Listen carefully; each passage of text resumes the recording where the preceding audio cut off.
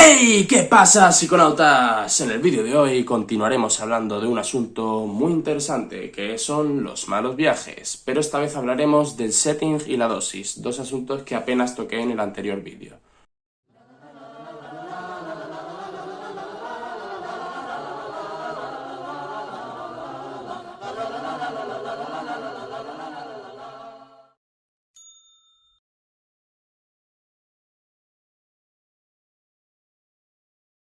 Recomendaría ver el anterior vídeo porque entenderás bastante mejor lo que voy a decir ahora si lo haces, pero si no, bueno, no creo que importe tanto.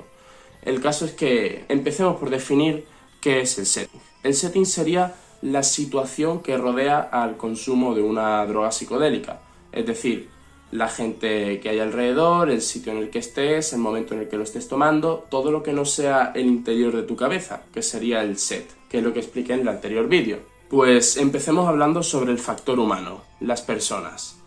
Siempre conviene que haya al menos una persona que sea de confianza, que esté tomando lo mismo que tú y que además lo haya probado antes, en el caso de que sea tu primera vez. Esas serían tres condiciones idóneas. ¿Por qué? ¿Por qué alguien de confianza? Porque en este momento de hipersensibilidad que te producen los psicodélicos, que te vas a preguntar 800 cosas por minuto, pues mejor que ya sepas por dónde van los tiros en cuanto a la gente, ¿sabes? O sea, que ya conozcas a la gente y sepas cómo son y que tengas confianza para hablar con ellos con sinceridad y todo eso. O sea, está claro que no hablamos de la misma manera con gente a la que conocemos que con gente a la que no. Habrá que hacer muchas menos explicaciones si lo tomas con gente de confianza. ¿Por qué es recomendable que haya alguien que esté tomando lo mismo que tú? Porque cuando alguien ve algo de lo que no está seguro, algo muy extraño o lo que sea, la primera reacción, si hay alguien al lado suya, es preguntarle, ¿lo has visto? Por ejemplo, una estrella fugaz o lo que sea, ¿la ves? Y le preguntas al de al lado, para saber si no ha sido imaginación tuya. Entonces, a pesar de que haya muchas cosas que las puedas comentar con alguien sobrio, sí que es recomendable que haya al menos alguien que esté compartiendo pues la misma percepción que tú. ¿Y por qué alguien que lo haya probado antes? Pues porque esa persona, al haberlo probado antes y estar tomándolo por segunda vez, va a poder diferenciar qué es anecdótico y qué es sustancial, qué es parte del efecto de la droga y qué no, qué es circunstancial. Ese es un consejo sobre todo para primerizos. Y luego otro consejo para primerizos es que haya una persona sobria, que sería la figura del trip sitter, el cuidador. Por si acaso te produce desconfianza la percepción de una persona que esté igual de ciega que tú, pues puedes preguntarle a una persona que no haya tomado nada, pues para poder decir, vale, que esto es la droga y esto no. Yo, sin embargo, siempre he pasado un poco del trip sitter porque nunca he tenido tanto miedo sobre estas cosas y porque realmente que haya una persona sobria hace que el ciego sea menos intenso. O sea, si hay alguien que no está en la onda, en esa conexión mental que se produce entre la gente que ha tomado psicodélicos, es muy probable que haga que los demás tengan que rebajarse a su nivel, por así decirlo, y que entonces haya que hacer muchas más explicaciones. En mi opinión, la gente sobria en una cita psicodélica sería como quedar para jugar al fútbol con gente que no va a jugar al fútbol, pero que se va a meter en el campo, que va a estar ahí parada o moviéndose o lo que sea, y que puede chocarse con el balón o cualquier cosa. Creo que es la mejor metáfora que se me ocurre para explicarlo.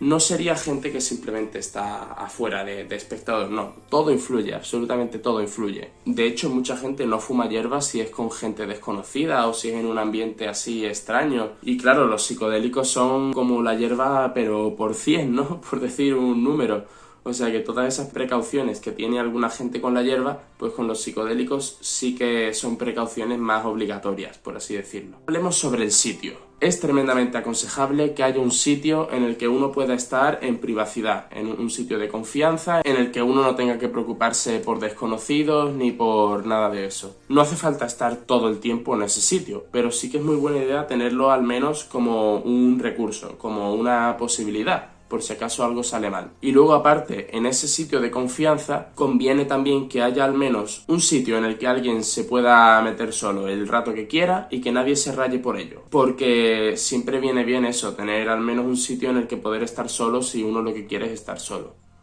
Luego, aparte, otra cosa que conviene totalmente es que haya un sitio donde uno pueda hacer sus necesidades en paz y en privacidad. Si eso ya es algo importante en el mundo cotidiano, pues si has tomado psicodélico es mucho más importante. De hecho, el factor espacial puede cambiar muchísimo las cosas. O sea, es posible que una persona que esté rayada por algo cambie el sitio, se mueva simplemente a otra habitación, salga de la casa en la que esté, a cualquier cosa de esas, y entonces ya, ¡pum!, puede cambiar todo de repente. De hecho, cada lugar tiene sus particularidades. Por ejemplo, la calle, un sitio donde puede aparecer cualquier persona desconocida en cualquier momento o lo que sea, o haya gente paseando o cualquier cosa, es el lugar donde más inhibido vas a estar.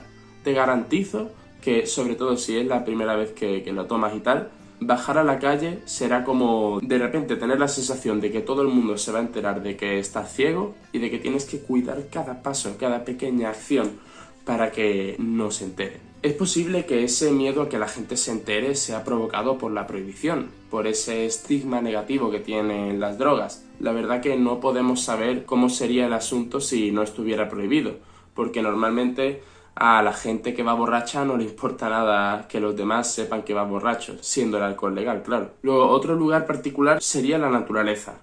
Sería un bosque, una playa, algún tipo de sitio así que no sea propiedad de nadie.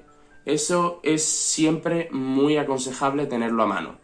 La mejor situación posible para tomar psicodélico es en una casa de campo en la que uno pueda salir y que en poco tiempo esté en la naturaleza. Esa sería la mejor situación. Que haya, pues eso, lugar de confianza, que sea propiedad de alguien que lo esté tomando y todo eso, y luego que haya pues un sitio que no sea de nadie y en el que uno pueda estar un poco a su bola, sin que mande nadie. Algo que no he leído nunca, pero que yo me he tenido que dar cuenta, es que si estás en un sitio en el que los asientos, por así decirlo, estén predispuestos de manera que tengas a gente delante, que tengas a gente enfrente, es posible que eso pueda causar rayada.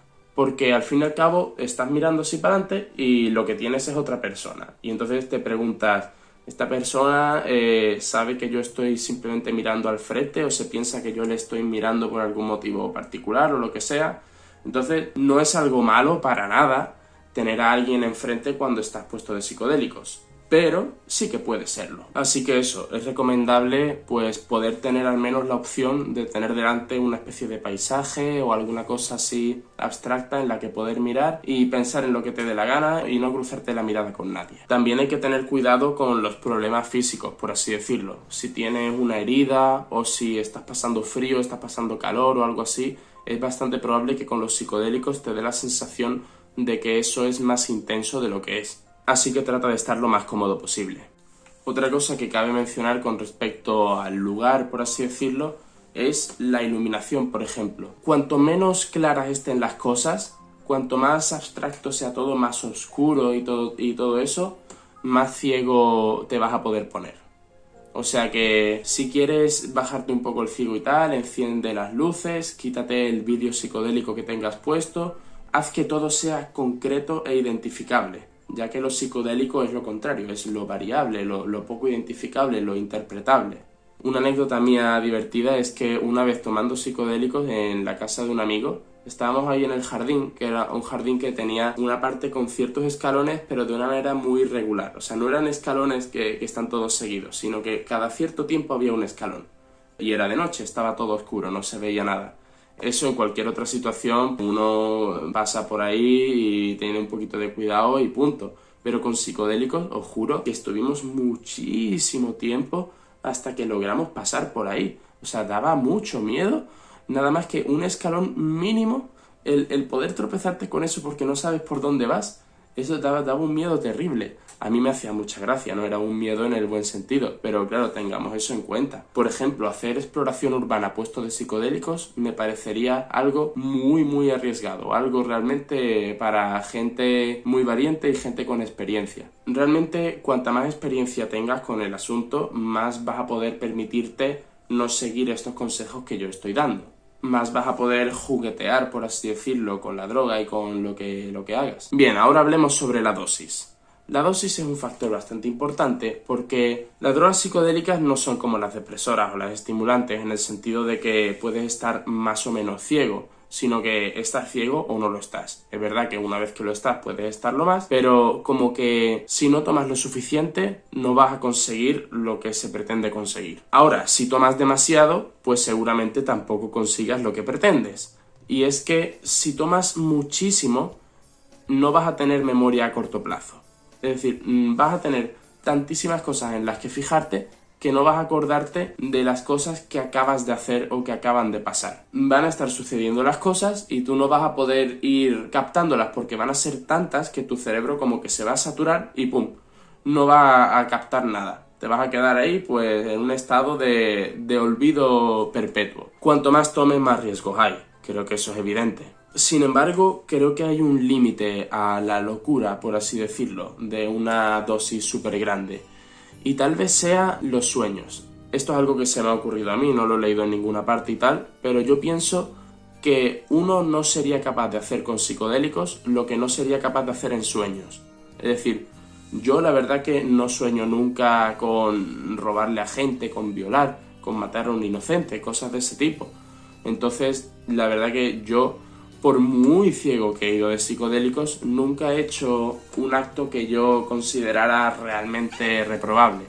Sin embargo, si eres una mala persona, si estás un poco zumbado o algo así, sí que es probable que se te vaya la olla fuertemente. Pero ya os digo, los psicodélicos no van a ser como que de repente eres otra persona. No, vas a seguir siendo tú, pero de una manera un poco distinta, de una manera acentuada, lo que sea. A pesar de que según Zamnesia solamente 1 de cada 1000 viajes se puede considerar malo, realmente sí que hay que tener pues ciertas precauciones con todo esto. Es un mundo nuevo y un mundo muy intenso. Aunque lo que sí que tienes que tener claro es que te hayas tomado la dosis que te hayas tomado, el viaje va a durar lo que dura. O sea, aunque tú tomes muchísimo LSD, no te va a durar el efecto normalmente más de 12 horas, ¿sabes? Te durará de 8 a 12, cosas así. Cada droga tiene su tiempo de duración. Y muchos malos viajes se ocasionan precisamente por pensar que el viaje no va a terminar nunca. Así que eso, tened en cuenta que el viaje terminará. Y que a pesar de yo haber visto a gente muy mal de psicodélicos, luego después de dormirse y levantarse al día siguiente, no estaban ciegos, el viaje terminó, no tienen más alucinaciones y punto. Hay otras drogas, por ejemplo como el DOC, que duran muchísimo, que duran 15 horas o cosas así, entonces los after effects pues son más largos.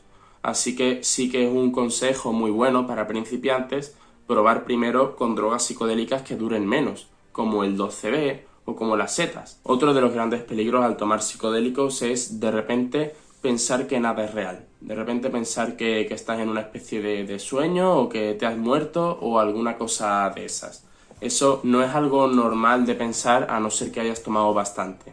Pero aún así yo sí que llegué una vez al punto, tomando LSA, de llegar a plantearme si las cosas existían de verdad o no, o si solamente existía yo. Sé que es una pregunta que todo el mundo se ha preguntado muchas veces, pero creedme que puesto de psicodélico te la preguntas de verdad. Ahora, eso sí, una vez que eliges una opción, que lo normal, coño, es elegir la opción de toda la vida, ¿no? Pensar que las cosas existen de verdad, porque la otra opción es la arriesgada. Una vez que decides esa opción en ese estado tan trascendental, yo creo que no vuelves atrás. O sea, yo nunca me he vuelto a preguntar si las cosas eran reales o no desde entonces. De hecho, Aldous Huxley decía una cosa bastante interesante sobre todo esto y lo cito, voy a leer. El miedo, según lo advertido al analizarlo en retrospectiva, era a quedar aplastado, a desintegrarme bajo la presión de una realidad más poderosa de la que una inteligencia, hecha a vivir la mayor parte del tiempo en el cómodo mundo de los símbolos, podía soportar. ¿Qué quiere decir todo esto? Pues básicamente que llega un momento en el que puede que todo pierda el sentido, ¿sabes? Puede que todos esos símbolos por los que entendemos la realidad pierdan el sentido y te los empieces a plantear todos. De hecho, hay un vídeo de Escotado muy bueno en el que también habla sobre todo este asunto. Pues es que es muy difícil hablar del ácido sin haberlo tomado. Es un poco como si ahora, por ejemplo, tenemos aquí, disertamos sobre la Venus de Milo y nadie ha visto la imagen.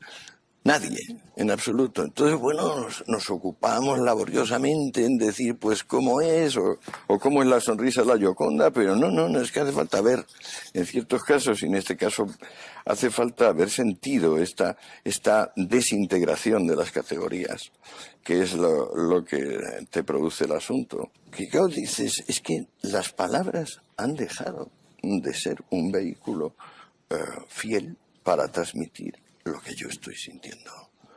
Entonces, esto es un momento de tremenda conmoción, ¿no? O sea, se estremece todo. Por último, me gustaría mencionar otra cosa, y es cómo puede uno bajarse el ciego. Bien, si estamos hablando de un ciego de setas, de trufas o de algo así, que sea algo en gran cantidad, por así decirlo, en gramos y tal, sí que es posible bajar el ciego comiendo.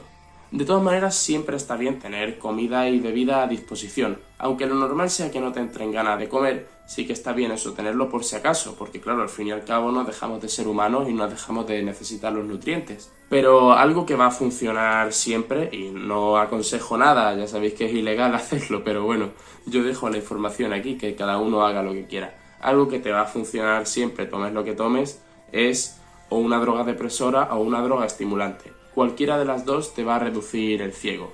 No tomes alcohol, porque el alcohol, a pesar de que sí que te puede reducir las alucinaciones, puede hacerte más tonto, más desinhibido, y entonces pues sí que puedes ser más proclive a hacer algún tipo de locura. Pero un depresor así, más depresor puro, como por ejemplo las benzodiazepinas, sí que son una cosa que se aconseja tener a mano por si acaso. Benzodiazepinas son alprazolam, lorazepam, clonazepam, todo ese tipo de cosas. Las benzodiazepinas te calmarán en un estado de crisis un poco, no te van a bajar el ciego del todo, ¿no? O si tomas mucho, pues lo mismo hasta te quedas dormido y punto, y ya se acabó el ciego, sí que sí. Pero hombre, cuidado, cuantas menos cosas tomes, pues mejor. Ahora que los depresores no siempre van a ser la mejor opción, porque imagínate que quieres bajarte el ciego porque hay algún tipo de problema que haya que solucionar, algo que requiera de voluntad y de acción y todo eso. Entonces es probable que sea mejor bajarte el ciego con estimulantes que sean lo más puros posible. O sea, no el MDMA, que es empatógeno y todo eso, sino un estimulante más puro como puede ser el speed o la cocaína. Esas drogas tienen la desventaja de que no vas a poder estarte quieto, por así decirlo, vas a tener que estar haciendo algo todo el rato, pero por otro lado, claro, si hay algo que arreglar, pues mucho mejor estar eso con la mente despierta que con la mente dormida.